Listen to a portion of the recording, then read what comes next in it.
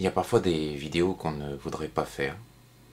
Je fais celle-ci à la veille de la crémation d'Elisa, qui, dans la semaine entre les deux vidéos que je fais sur elle, est décédée.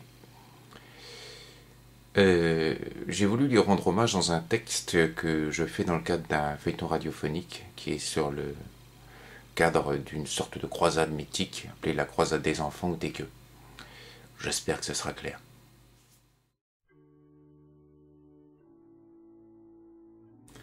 Je suis en train de couler, lentement, sûrement, totalement.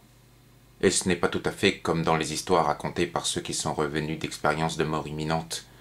Je ne revois pas ma vie, toute ma vie.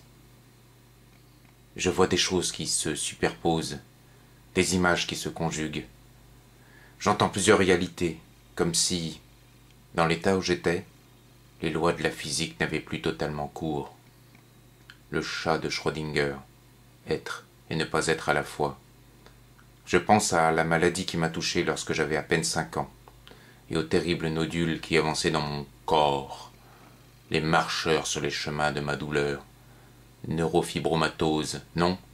Vous ne connaissez pas? Vous chercherez. Ou pas. Peu importe. Je pense à ce texte que j'ai découvert très jeune au sujet de la croisade des enfants, des gueux. Étienne lance un appel. Une croisade pour ceux qui n'ont rien. Nous répondons, nous marchons en dépit du refus du roi et des épreuves. Mon corps lance un appel, mes nodules répondent.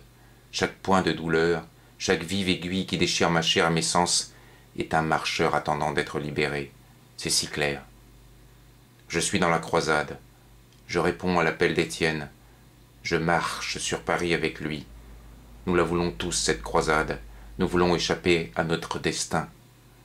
Je suis un homme, un tailleur de pierre, un athée, ce qui n'est pas forcément compatible avec le fait de vouloir se rendre à Jérusalem. Mais je ne vais pas à Jérusalem pour défendre un Dieu cruel qui a abandonné les hommes. J'y vais pour savoir ce qu'il y a de l'autre côté. Je suis dans le coma. Je ne réponds plus à l'appel de mon corps. Je réponds parfois à l'appel de mes proches, un index, un doigt de pied, un battement de cils. Il y a quelque chose qui a fait naufrage dans mon cerveau lors d'une opération pour me sauver de la tétraplégie. Ils appellent ça un AVC. Ils s'inquiètent. Mon cervelet est touché. Je ne peux plus exister qu'avec un appareil respiratoire. Je ne peux plus exister que prisonnière dans un corps inerte. Les eaux ne s'ouvrent pas à Marseille. Mon cerveau n'est pas oxygéné. Mon sang n'afflue pas vers la Méditerranée de mes pensées. J'ai perçu l'appel d'Étienne. J'ai marché. J'ai connu la déception. Je les ai entendus, ceux qui avaient perdu des proches dans l'aventure ou la foi, reprocher à notre guide de nous avoir menti. Il était sur le port. Je l'ai vu. Il parlait avec des marchands arabes. Il a reçu une bourse. Il nous a menti. Il a fait tout ça pour s'enrichir. Il n'est pas monté avec nous. Pourquoi? Pourquoi n'est-il pas avec nous dans la tempête? Quelqu'un a percé la coque du bateau. Quelqu'un a empoisonné l'eau. Tout le monde est devenu fou. L'équipage et les passagers se sont entretués. Je coule et je vois tous les bateaux de ceux qui ont connu un destin funeste. Je ne vois pas les navires de ceux qui iront peut-être jusqu'au bout. Je ne les vois pas. Est-ce l'enfer? Le purgatoire? La punition pour n'avoir pas cru en un être suprême? Je coule. Je me noie dans mes poumons. La tempête fait couler un premier navire, le mien.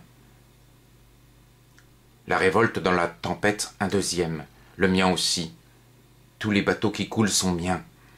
L'histoire ne le retient pas, mais d'autres bateaux font naufrage, sans cesse, tout le temps. Les bateaux de tous les croisés qui ont cru si fort, mais n'ont pas compris que leur chemin était le seul voyage accompli par tous les hommes, celui de la vie qui mène à l'irrémédiable frontière. Je ne peux pas m'empêcher de me demander, y en a-t-il qui arriveront vraiment quelque part? Est-il possible que certains n'aient pas été trompés ou aient touché notre réalité suprême, qu'il y ait, en quelque sorte, des élus destinés à échapper au cycle sans cesse répété? Je ne suis pas un élu, je ne suis pas une élue. Moi, le tailleur de pierre, je coule au fond de la mer. J'ai de la chance. J'ai à moitié été assommé par un morceau de mât. Moi, le puits de souffrance, je coule encore plus profond en moi. J'ai de la chance. Je n'ai pas eu à me réveiller dans un corps encore plus naufragé. Je suis le lent oubli. Nous ne croyons pas en Dieu, mais nous croyons en cette lumière, en nous, ce principe sans doute appelé l'âme, que nous aimerions éternel. Les lois de la physique n'existent plus. En dépassant les frontières, je vois bien que ce qui est a toujours été, et sera toujours. En tout cas pour moi. Je meurs, je me meurs, je suis mort, je serai morte. Étienne est la vie, Étienne est la mort, Étienne est l'espoir, Étienne est la douleur que portent tous les hommes, la douleur d'exister dans un monde trop restreint, dans un univers trop petit, étriqué. Dépassez-vous, transcendez-vous. La frontière elle-même n'est qu'une illusion. Elle est tout au plus comme l'aiguille qui sonne midi sur une horloge avant que le cycle ne recommence. Tous, sur le port, lorsque les eaux ne se sont pas ouvertes, nous avons crié, débattu, lutté, espéré, cherché, prié. Certains sont morts, d'autres sont repartis, et quelques-uns ont continué un chemin, malgré tout. J'aurais pu mourir, bien avant, dans cette longue vie de souffrance qui fut la mienne. J'aurais pu choisir d'en finir bien plus tôt. Mais la marche m'aura appris quelque chose. C'est que l'expérience de la solitude pourra se partager. Et il y avait, aura un confort à savoir qu'il y en avait d'autres, comme nous, seuls. Un confort à constater que certains vivaient l'expérience avec le sourire sur les lèvres. Un confort à constater que certains souffraient encore plus que nous. Je continue à m'enfoncer. Au loin, j'aperçois des visages familiers. Ils ont marché avec moi pendant si longtemps. Et certains se sont parfois confiés au point que certaines de leurs douleurs sont devenues miennes et que certaines des miennes les ont habitées. Je ressens au loin tous les nodules, tous les fourmillements, tous ces marcheurs qui n'ont eu de cesse de m'amener à cet instant où je ne peux plus percevoir la douleur, parce que, quand on meurt, il n'y a rien. Parce que j'ai tellement souffert que la douleur a cessé d'exister. Elle est devenue mon monde, ma marche, ma quête vers un Marseille où les eaux ne pourraient s'ouvrir. J'ai coulé, je coule et je coulerai. Je suis en train de couler, tout le temps, à l'infini, à jamais. Je ne coule plus. J'oublie que je coule.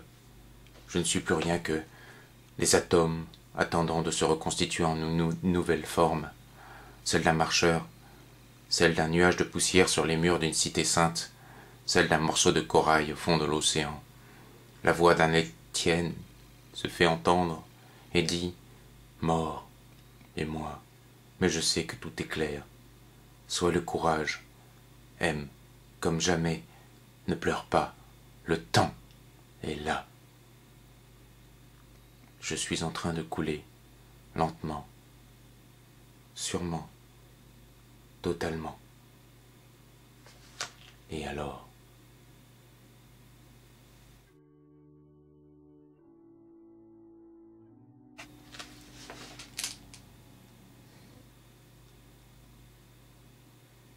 Salut Elisa.